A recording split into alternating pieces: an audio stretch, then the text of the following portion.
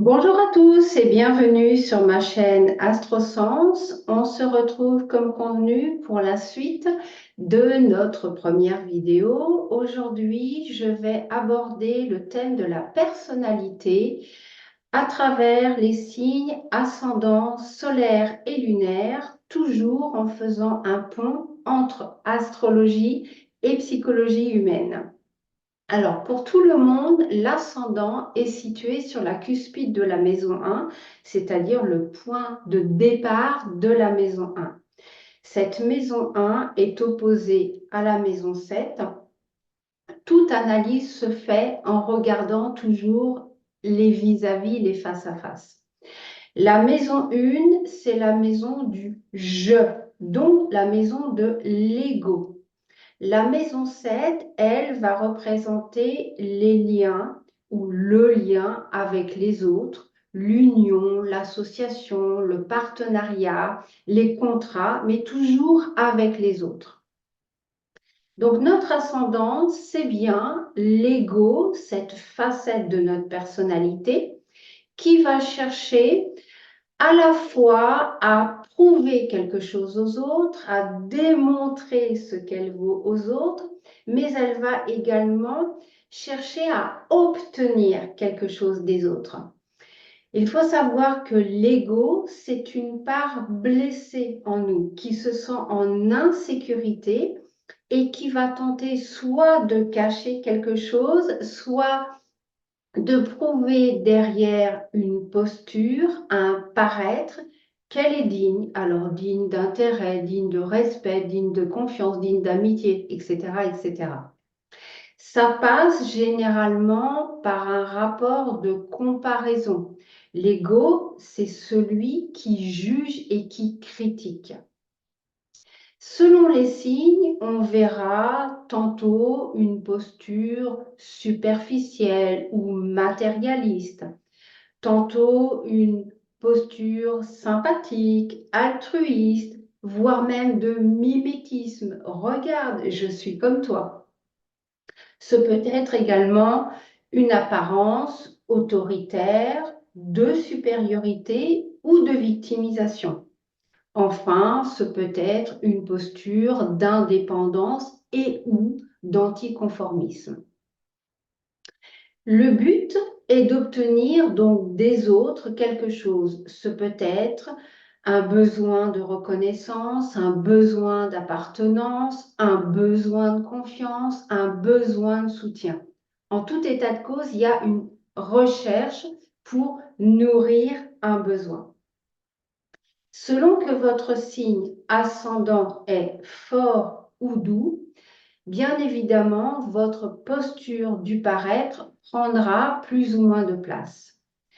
Au contraire, le signe solaire, c'est j'incarne.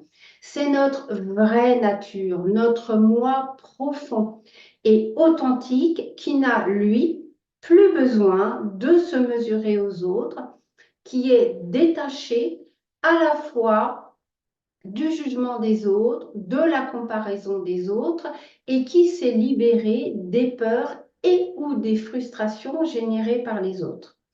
Ici, avec le signe solaire, c'est donc je me tourne vers moi, j'attends de moi, je me prouve à moi. Le signe va symboliser vos qualités, vos potentiels, vos aptitudes, votre manière de briller, de rayonner. Ici, on va donc dépasser le paraître pour être.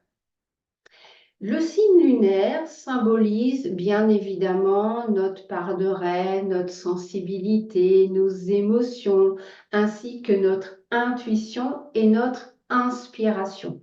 Mais c'est également notre part cachée, inconsciente, nos pensées et nos désirs refoulés qui échappent à notre volonté.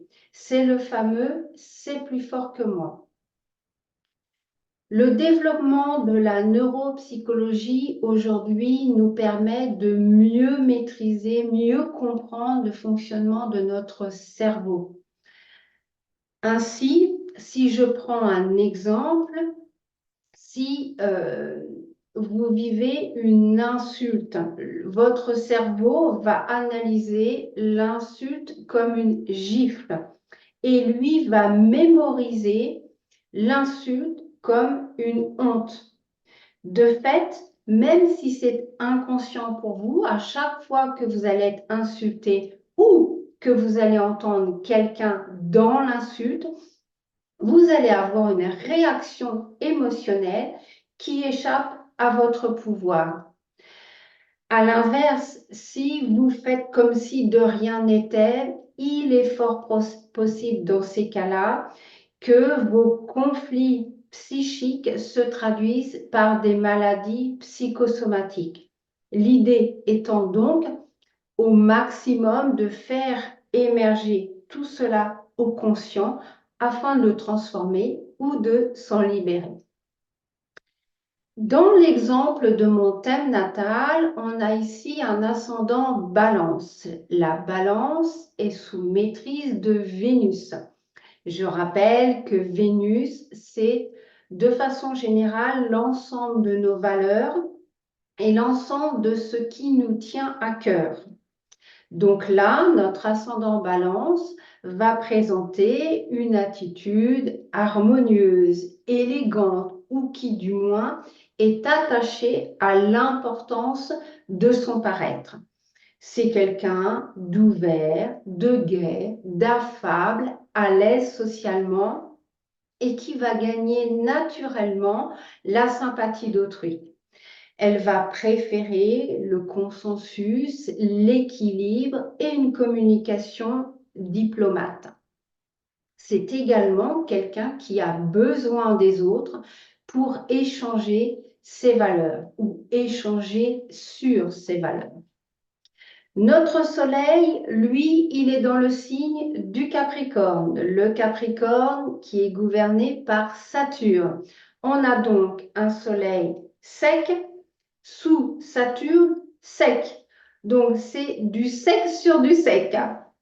Donc là, la nature réelle de notre consultant, elle va être peu expansive émotionnellement. Les choses et les gens sont plutôt observés avec sang-froid et pragmatisme. Il en sera de même pour sa communication, plutôt économe, sobre, sèche, voire peut-être autoritaire. Sa préférence ira à la solitude, à la lecture et à l'introspection, mais elle sera aisément meublée par le travail. Le Capricorne, c'est une nature prudente, prévoyante, méticuleuse, sérieuse, ne laissant rien au hasard. Sa volonté est ferme et il préfère l'exercer dans le domaine professionnel avec une grande ténacité dans ses objectifs. Il aime le concret, le tangible, le réel. Il a une aversion pour la légèreté et la superficialité et déteste ce qui est imposé. Notre lune, elle, est en taureau. Le taureau, comme la balance, gouverné par Vénus, donc les sentiments, les valeurs, tout ce qui tient à cœur. C'est une personne avec la lune qui a besoin de stabilité et de sécurité émotionnelle. Le taureau est de nature tranquille, plutôt routinière, casanière, qui aime ce qui est beau, ce qui est bon, ce qui est confortable. C'est une personnalité travailleuse, fidèle et constante. Attention à son côté têtu et à son excès de matérialisme et de cartésianisme. Ici, notre lune est en maison 7, donc le lien avec les autres. Ça peut donc venir nous parler d'un lien important, soit avec la mère, soit avec un public ou une clientèle. Le lien avec la mère, ça peut être avoir reçu en tant qu'enfant de sa maman une relation sécurisante, maternante, ou bien si notre consultant est une femme, ce peut être elle qui a un lien maternant avec ses propres enfants.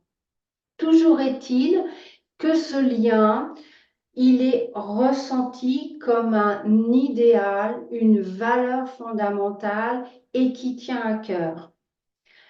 De par les aspects, je l'analyse également comme une voie de transformation et de compréhension.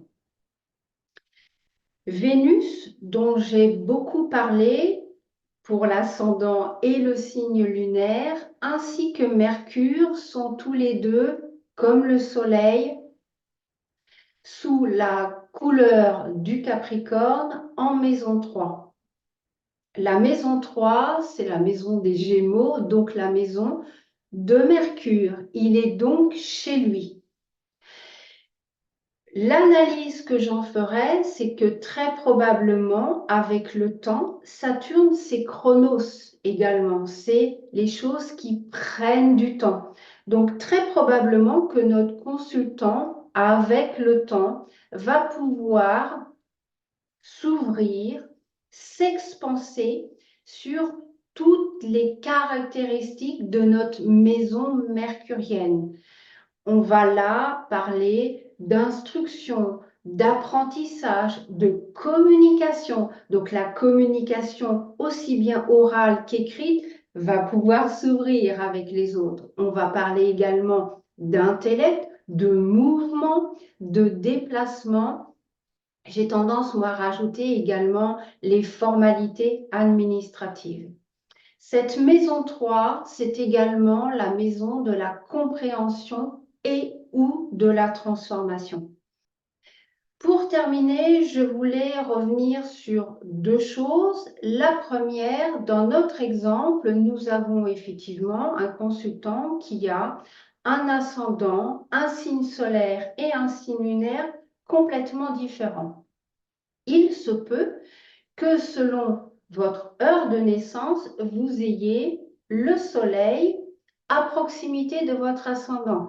Bien évidemment, dans ces conditions, l'analyse va être modifiée. On peut même avoir mieux si vous êtes né au moment d'une nouvelle lune. Donc astrologiquement, le soleil et la lune sont conjoints. On aurait donc dans le même signe, possiblement, voire même dans la même maison, l'ascendant, le soleil et la lune. Vous comprenez bien de fait que chaque personne est unique et donc chaque analyse doit être personnalisée.